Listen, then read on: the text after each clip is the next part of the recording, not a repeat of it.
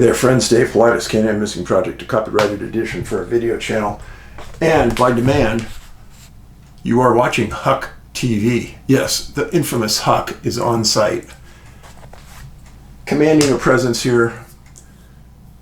She has been an awesome girl today.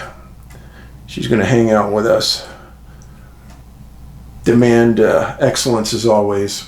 So hang in there, here we go. Yes, this is a missing person segment. And yes, this one is going to intrigue you greatly, I promise. I always appreciate people watching my show, as does Huck. And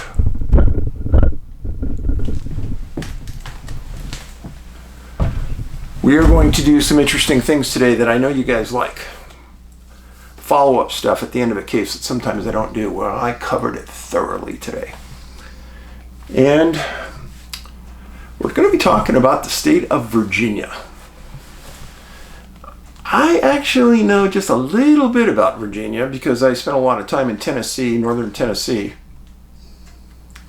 and kind of northeast from there. Virginia is a very fascinating place in my mind. It's got everything on the weirdness factor that you can imagine.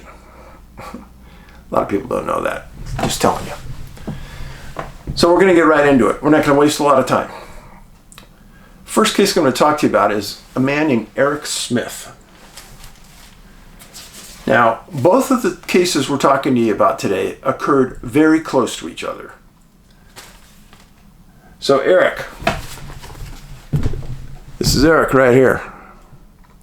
41 years old, missing November 8th, 2013. Married, father of two.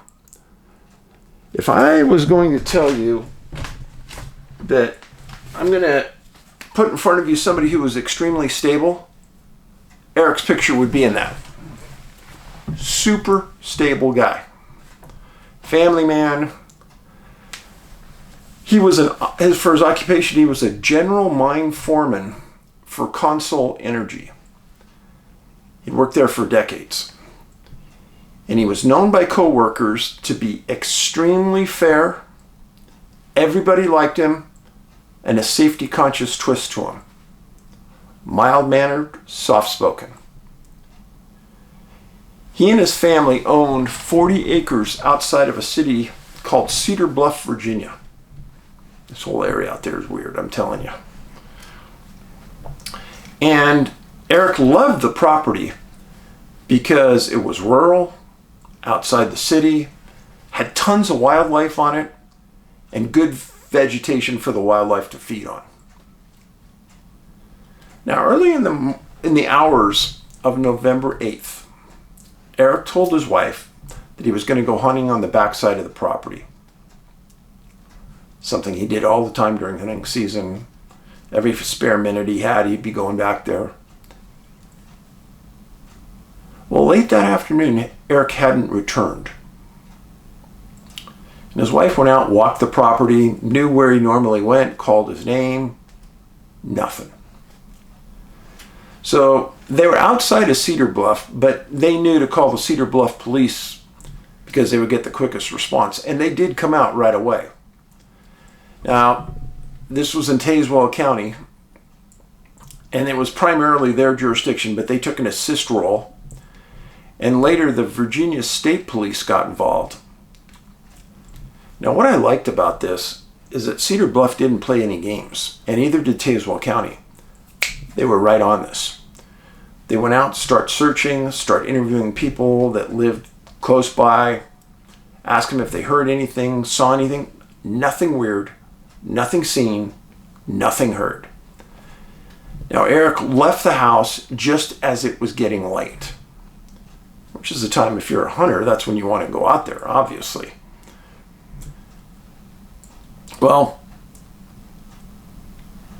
the police officer that took the initial report started to think, well, I need more resources. Talked to the sheriff. The sheriff said that they would get him. Contacted the state patrol. They said we would help. And they found out from the wife when they're filling out the profile on Eric that he was in excellent shape, could walk many miles, no health problems, but he had an unusual disability. Remember, I've told you that people that disappear tend to have some kind of disability you may not even know about. Well, Eric only had one eye. He had an industrial accident years earlier and he lost that one eye. So I've known a lot of people with one eye. They can function just good enough in the world as people in two eyes. Sometimes you'd never know if they were wearing sunglasses. So that was interesting. And then she said something that when I was doing the background on this, I said, holy moly's. She said, yeah, Eric was almost never sick. Almost never. But when he was going out, he said he didn't feel well. And he had flu-like symptoms. Dang. A lot of the hunters that disappear have stomach-related problems just before they do disappear. So he goes, I'm going to go out, I'm going to hunt. And he leaves the house, point of separation. Armed hunter, a subgroup. So, November 9th, Cedar Bluff Police brought in a steady stream of resources to search. They searched that first night real hard as well. But the chief of Cedar Bluff sent in 2 bloodhound teams before anybody else got there. Super smart thing to do. And they had a state police helicopter hovering overhead that had FLIR. So what they're walking into is an area that hasn't been covered by searchers to a huge magnitude, which is really, you want those dogs to have fertile ground. Well, they searched for 10 hours that day with 20 ground pounders. They don't get anything. November 10th, Consol Energy shut down part of their mine, and they sent in 50 of their employees to search for 2 days. Now that's a good company right there. And at the early morning hours, the state police brought in 2 new bloodhound teams to search the area again. Again, search for 10 hours, don't come up with anything. Now, I would be finding this highly unusual because now you've had 4 independent bloodhound teams in there and you've got nothing. I would be upset. I would be wondering what is going on. Well, November 11th, the following day, 2 different canine teams arrived from an adjacent city. 50 volunteers from the community showed up that were friends, and they conduct the same search with Cedar Bluff running the search along with Tazewell County. You got nothing. These searches go on for 6 days. They keep expanding out. They walk that 40 acres probably 50 times, walking over each other. Now remember, this happened in 2013, so it's been 11 years. Still haven't found anything. So during that search, they had ground pounders. Over the course of 6 days, probably almost 200. 6 different canine teams, helicopters, volunteers from the community. And then detectives went out and they interviewed people that lived up that road that he lived on. And they wanted to see, has anything unusual happened? Strange people coming up the road? Any other gunshots heard? Nothing. And then a rumor started to develop towards the end of the search. And the rumor was that Eric might have just decided he didn't want to live here anymore and he took off with some young thing. His workers got mad. And they gave interviews. And they said, Eric's the one guy that was always 100% committed as a family man and 100% committed as a company man. And if they had to pick somebody who would never do that, walk away from a family, it was Eric. Then there were also rumors that maybe he was shot and killed by a poacher or somebody trespassing. But you see, the canines were on that. And the deputies were out there and searchers were out there. They didn't find any blood, drops of blood from a recent shooting. They didn't find any drag marks. There was no signs of a crime. Yeah? Hey. Come on. You're waking up people now. They're sitting with their almond croissant and their coffee, being real quiet. Hey. It's okay. It's okay. Thanks. Huck's saying, I know Dad's putting you to sleep, but stay awake. Shh. So, remember this. You have a disability because he only has one eye. He's a hunter. He's a subgroup. You have point of separation. He left the house. Don't know if it was 10 feet from the house or 1.5 miles from the house. Something happened. You got 6 different canine teams that covered this ground. And you got that illness factor. That illness is bizarre when it comes to hunters and the number of times it seems to poke its ugly face. Now let me show you this.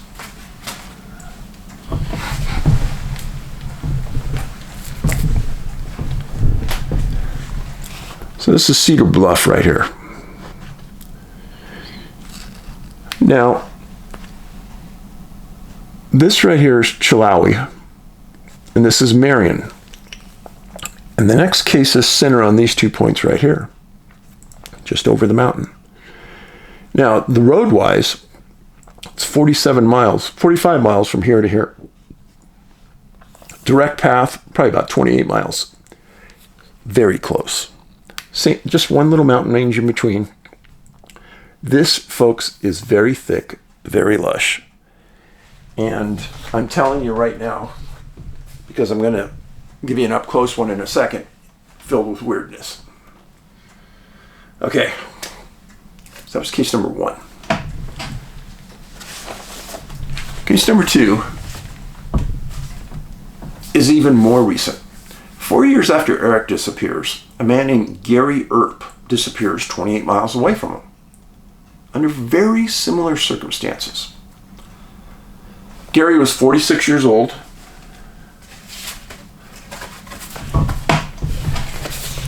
This is Gary. Went missing June 1st, 2017. Again, 46 years old.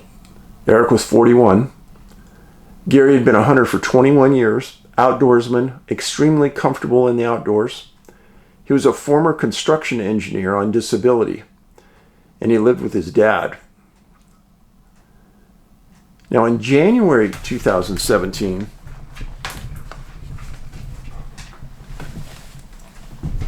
Gary had just been released from a mental health facility after a several months stay addressing a paranoia issue. Okay, you want to go outside? I'll let you go. Yeah. Okay. There you go. I think Mom came downstairs and she needs to go check on her troops. So he came out of a mental health facility after a several months stay for paranoia-related issues. And he was released in January because supposedly he made significant progress. And he went to live with his dad in Tazewell County because he spent the majority of his life here. He knew the area, he was comfortable, and he and his dad had a good relationship, and his dad could offer him support. Now, on May 23rd, a week prior to the incident, Gary, his dad, and some relatives went on a 2-day camping trip up to a place called Tumbling Creek in Clinch Mountain, just real close to where they lived. Came home, had a great time. Gary was somebody who never went far, stayed around home, went to the store, came back, was maybe gone for an hour, never gone for a long period of time. Well, on June 1st, Gary left to go run some errands and didn't come back. And that night, his dad called the sheriff and reported him and his truck were missing. His dad said, "This never happens. Something definitely is wrong, and the truck was entered into NCIC. There's the truck. And in fact, that is the location where the truck was eventually found that I'll explain in a second.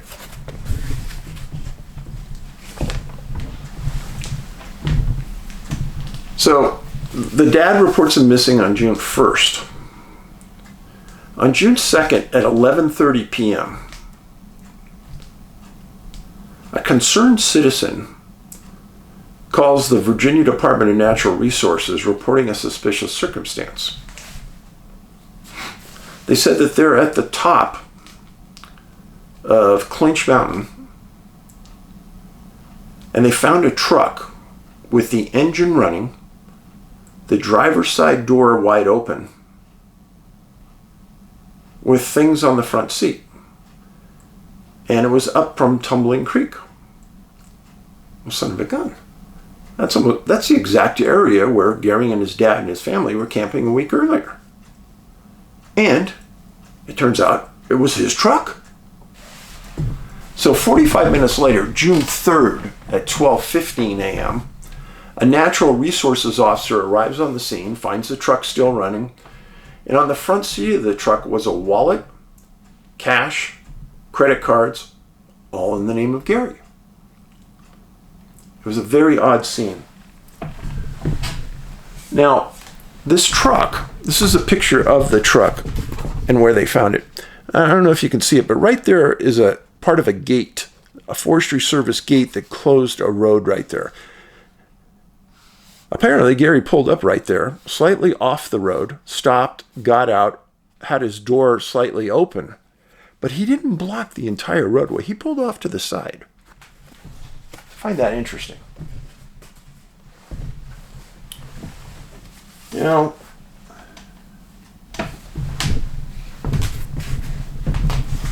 here is where Gary lives. And this is where the car was found, up Tumbling Creek Road. Tumbling Creek Road goes down past Marion, and Clinch Mountain is right there. It's all within miles of each other. It's not a long drive. And at the beginning, when I started to do this, I was wondering what his affinity for that area was. I think I got it. Well, the natural resource officer sees this. He also finds on the front seat a half-eaten Hardee's breakfast bag. And inside was a receipt that was purchased a day earlier in the morning in Chilhowie. And that's one of the closest cities to where the truck was found. So he calls for the sheriffs to take custody of the car, and the deputies come up and they run the truck down, and they found out that the truck is associated with a missing person, Gary Earp. So the deputy has another deputy go by the house to see if maybe he's there or if there's been a crime committed. Was the truck stolen? What happened? Another deputy goes to the house. They make contact with the dad. Dad says, he's never done this. It's not like him. He's a homebody. So they're perplexed. The deputies also do a criminal history check on Gary. And they found out that years earlier he was convicted of child abuse by reason of insanity, which is what led to his mental health facility stay. The sheriff gets a hold of his probation officer, who in the paper it was quoted that Gary was the perfect probationary.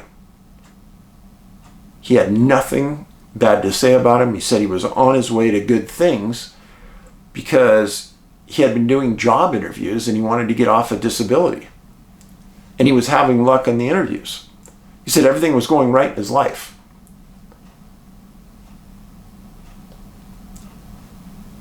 Now, 2 weeks after the disappearance, Gary missed a formal court hearing that when you're on probation, you have to go to them every once in a while. And he didn't show up. Well, he's missing, and a warrant was issued. There's still a warrant out there for him. But during that period of time, the sheriff brought in canines, ground pounders, the typical assortment of support looking for Gary, found nothing. Detectives working in the area also found a logging crew that reported seeing Gary's truck and him in the area on June 1st, the day his dad last saw him. So he was in this specific area within 5 miles of it for 2 days. So he was there on the 1st. He must have slept in the truck that night. The 2nd, he drives into town and he gets breakfast, and then he goes back up there. And then sometime after the morning of the 2nd, he parked his truck, got out, and left it running. I find it unusual that he left it running. He was at a dead end. He had reached the end of this road at this gate on Clinch Mountain at the top. Why leave the engine running? There was never any problems with the truck, so that wasn't it. I've had several cases that I've written about over the years where men disappear and their trucks are stopped. Sometimes the engines are running, doors are open, and they're gone. What would cause somebody to get out, leave the engine running, and not return? That's the $1 million question here. So did he see something and run off to get a look? You know, in abductions of people, they say that they're driving down the road and all of a sudden their car will stop. And then they see a UFO hovering above them or in front of them or something like that. And then once the UFO leaves, the engine starts back up.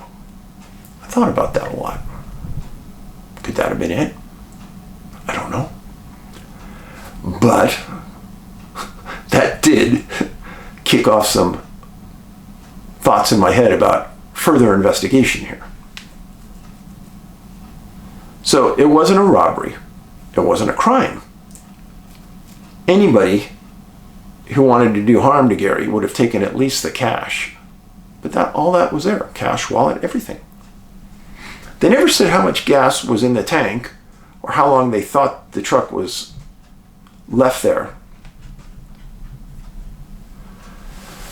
But I go back to this right here, missing 411, the UFO connection. And why do I go back to that? Because I think it relates to all this. And if you haven't seen that, you can watch it on YouTube. I'm sorry, you can watch it on Tubi. All my movies for free. Just put in Google TUBI, boom, it'll take you to the Tubi website, click on it, and there's a bar at the top where you can put in movies you want to watch. Just put in Missing 411 and my 3 movies will come up. Now, I did a search for you of Bigfoot sightings in this area and UFO sightings.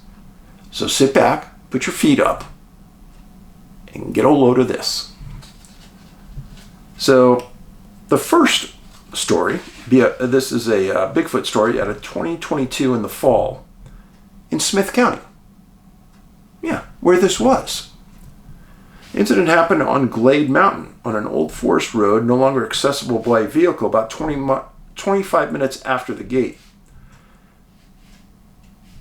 I was walking to a hunting blind on the first day of muzzle loading season. It was dark and I was using my flashlight to guide the way. When I veered off the forest road and onto an old logging road, I saw a dark mass about 40 yards in front of me.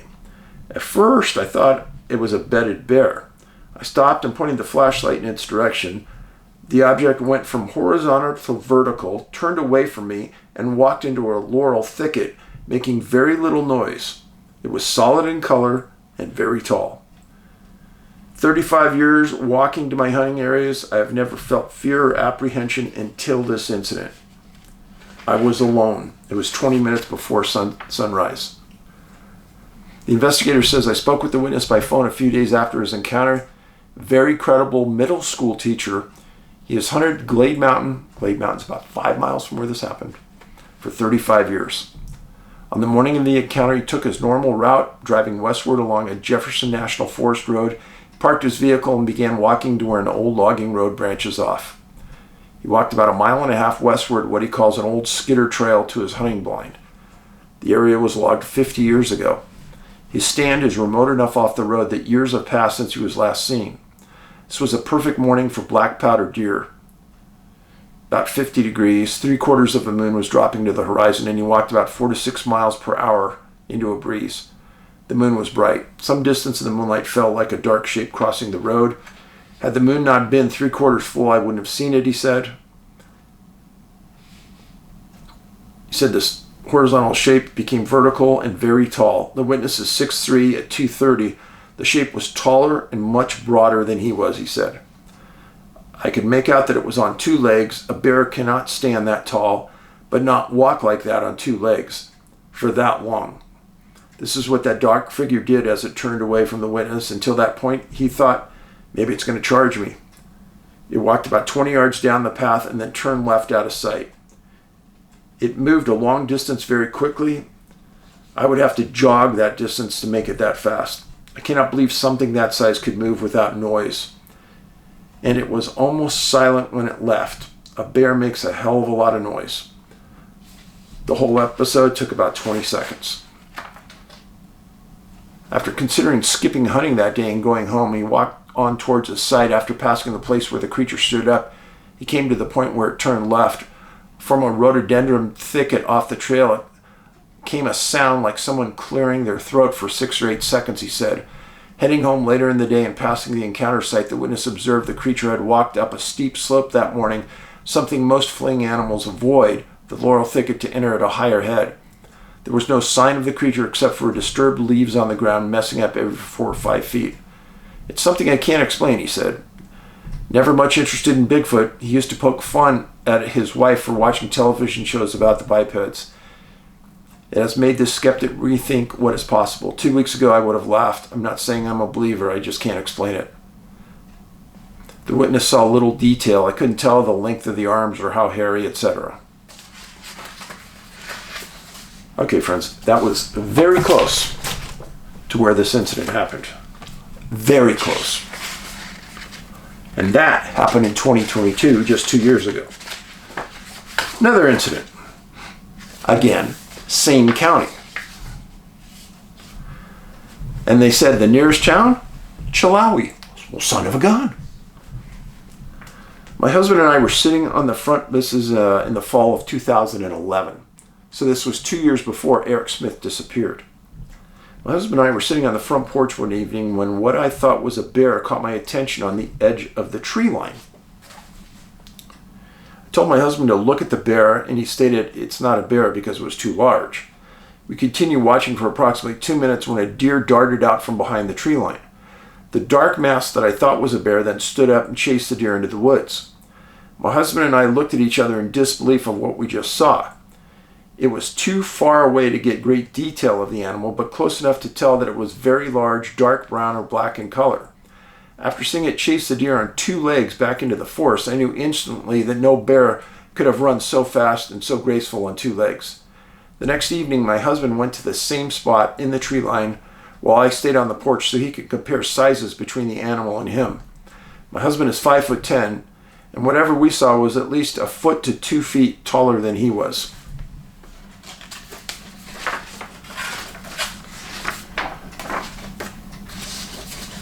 Witnesses said that when they first saw it, they thought it might be a bear because it was dark in color. Witness said that her husband spends a lot of time in the outdoors, has seen just about every animal our area has in the wilderness, and told me that it wasn't a bear, and for me to be quiet and watch. It stayed still for only a few minutes until a deer jumped out of the tree line and right on the animal. When the deer was close to the unknown animal, it stood up on 2 legs and ran after the deer with astonishing speed. It chased the deer back into the woods, and that was the last we saw of it. The animal was so large, but yet it was very fast and moved with grace and fluid motion. It was about 100 yards from our position. Now, when that other witness said it moved and it didn't make any sound, I've heard this 100 times. And a hunter told me one time, he said he saw the Bigfoot run across in front of him, maybe 100 feet away, and there were branches and leaves everywhere. And he said, Dave, it didn't make a sound. And when you and I are running, our heads bobbing and shoulders are moving, he said, this thing moved like it was on a rail, like it wasn't even on the ground, like it was gliding. I hear that all the time. And that's part of the unusual aspect that I talk about at conferences. Now, that's not the end of this unusual show. Chilhowie, Virginia, same area. 1997, January 1st. Lights in the sky. 4 craft slowly came together from 4 directions. They stayed together for 2 to 3 minutes, then shot off in other directions at a high rate of speed. Witnesses were probably 100 feet away from the incident in the sky. 4 objects the size of small airplanes joined together in midair and remained in one spot 2 to 3 minutes. One of the witnesses reported that the objects had 4 lights, each on the bottom of the craft. Object itself was not seen, but from the light formation, we're assuming the craft is triangular or like an airplane. After 2 to 3 minutes of just sitting there, each object took off at tremendous speeds in different directions. It started from a hovering position, but it was not a helicopter. The witness and I spoke to mentioned that he couldn't remember any sound at all, but wasn't for sure. From the description he gave me, I first considered the possibility that these were conventional aircraft, maybe refueling or performing some kind of training. However, the objects he described seemed to fit the description of an airplane, maybe, but after he told me that they became stationary, I'd never heard of an airplane performing such a feat in midair, at least not 100 feet above the ground. Yeah, same area. November 20th, 2002. Yellow triangle. Description: yellow 4-sided triangle cone 10 feet at the base, tapering to a point at the top. Is approximately 30 feet in height at its base, but what appeared to be some sort of group or landing base. Definition: speed heading approximately 15 miles an hour and maintained a constant altitude and speed. After passing us at a distance of about 150 feet and altitude of 75 feet, our location was a ridge top at 2,600 feet. The object traveled approximately 4 miles and suddenly went down into woodland. It should be noted that it was a bright sunny day with gusty winds from the west, and the vehicle was not noticeably affected by the wind changes. Next one. November 25th, 2003. Chilhowie, Virginia. Pyramid-type craft daylight sighting. At 2 p.m. in the afternoon, I was chatting with my neighbors. It was a bright, sunny day. We witnessed a craft pass over and travel due south at about 15 miles per hour. It looked like a pyramid in form, approximately 20 feet tall, 8 feet wide at the base, with some sort of rigging at the bottom. It was bright yellow in color and made no noise at all. It crossed over us at about 35 feet off the ground and a distance from us of 150 feet. To describe our location, we live on a ridge top at 2,700 feet. The valley below us drops gradually 700 feet and then rises. The craft maintained its elevation as it crossed the valley until it met Iron Mountain, at which point it descended into the forest. Location: Chilhowie, Marion, Virginia. July 4th, 2006. 3 objects in the night sky. In the Claiborne Valley section of Chilhowie, Marion, Virginia area, southwest Virginia, it's mountain terrain 2,500 feet above sea level. I saw 3 distant objects in the sky which moved very slowly, sometimes into a triangular pattern, then very slowly fade back to a straight line of 3.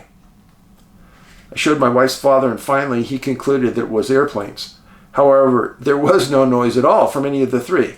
They stayed around us for 30 minutes, slowly making their way out of sight behind clouds and mountains, only to appear again an hour later. I almost called 911 to report this and have wondered ever since if anyone else did. I kept telling the others that it was UFOs. Could it have been weather balloons? If so, why would they go from a triangular pattern back into a straight line? They did not change color, appeared to be white and blue lights, but they definitely moved slowly and definitely were not stars.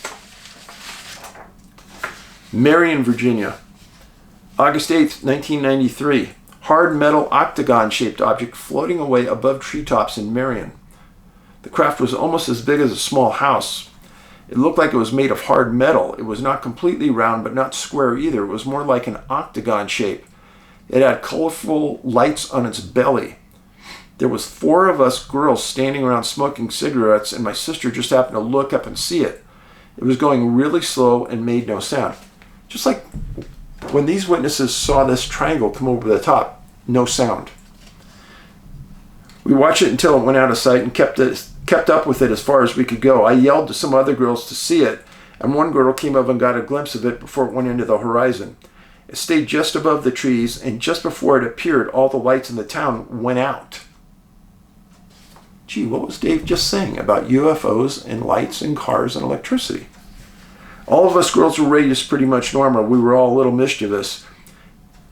We were at the Job Corps at the time. My background includes being manic depressive, and at the time was on medication for it. Always wanted to see a UFO ever since my cousin saw an alien when she was about 13 at her home in Strange Creek, West Virginia. My friends were all sober. September 25th, 2007, a black triangle hovered over our campsite 5 to 7 minutes, scared me half to death. I've read about this crap, but I don't believe it until now. My brother won't talk about this, but I want to know what I saw was really a UFO. Here you go, folks. Missing 411, the UFO connection. So, do I think that this area of Virginia has a lot going on? Holy cow. Yeah, it does. I don't know what happened to these 2 great men, but it bothers me. It bothers me a lot. Everybody deserves a second chance in life. And it sounds like Gary Earp was on that way, according to his probation officer. And Eric was just a downright good person. Please share this video online.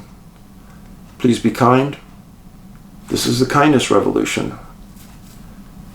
As Huck would do, she'd come over, be kind, give you a big lick on your cheek. I'm not going to do that, but Huck would. Have a great one. Paulides out.